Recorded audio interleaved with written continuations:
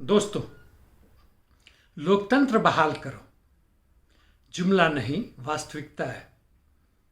हम 1974-75 से 77 के आंदोलन में भी इमरजेंसी के खिलाफ लोकतंत्र बहाल करो का नारा लगा रहे थे। 2013-14 में भी अन्ना हजारे मूवमेंट में लोकतंत्र बहाल करो का नारा लगा रहे थे। जन लोकपाल बिल लागू करो का नारा लगाया था।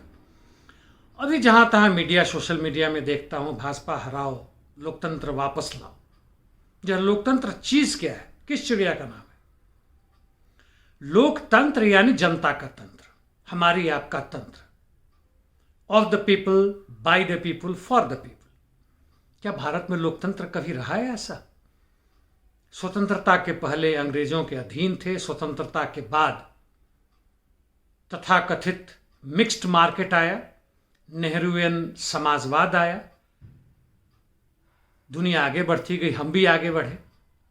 1980 के दशक तक आते आते फिर सुधार की प्रक्रिया की बात की जाने लगी। जितने भी सरकारी तंत्र थे उसको गालियां दी गई, रेड टेपिज्म कहा गया, इनफिशिएंट कहा गया।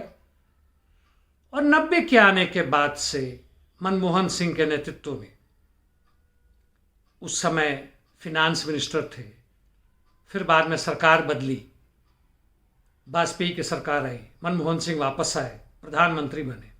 अभी मोदी वापस है। वापस नहीं मतलब मोदी की सरकार है 2 टर्म से। सब जनता के द्वारा चुने हुए सरकार है, जनता के लिए है, जनता की पूरी सेवा करने के लिए तत्पर है। सुबह से शाम तक यही रटते हैं, इनके समर्थक भी यही रटते हैं। भले ही वो खुद गरीब होते जा रहे हो, भिखमंगे बनते जा रहे हो, नौकरियां गायब हैं, शिक्षा बहुत महंगा हो गया, साधारण लोगों के पहुंच से बाहर है, स्वास्थ्य व्यवस्था आप जानते हैं। इस कोरोना वायरस महामारी में क्या हमारा हुआ पता नहीं। तो यही सवाल है कि लोकतंत्र है कहां, प्रजातंत्र है कहां, डेमोक्रेसी है कहां, जिसमें हम वापस जाने की मांग करते हैं। यदि यह जुमला है साथियों तो खतरनाक जुमला है। जरा सोचना, हम वापस उस चीज में जाने की बात कर रहे हैं जो है नहीं। हम और भी पुराने जमाने में बात करते हैं, पुराने भारत में जाने की बात, जहां विज्ञान की स्थिति नहीं थी जो आज है। टेक्नोलॉजी इतना एडवांस नहीं था, यानी प्रोडक्टिव फोर्सेस, प्रोडक्शन की जो क्षमता आज है वो उस समय नहीं था। आबादी भी कम थी, इसमें संदेह नहीं है। और हम बिखरे हुए थे, कई राजाएं थे, कई भागों में बटे हुए थे। पुराने जमाने के तौर तरीके से तेल निकालते थे। आज भी कुछ कोल्हू के बैल होते हैं। आज इतना आधुनिक भारत बन गया, चांद तक पहुंचने की क्षमता है, एटॉमिक न्यूक्लियर पावर वाले हम हैं।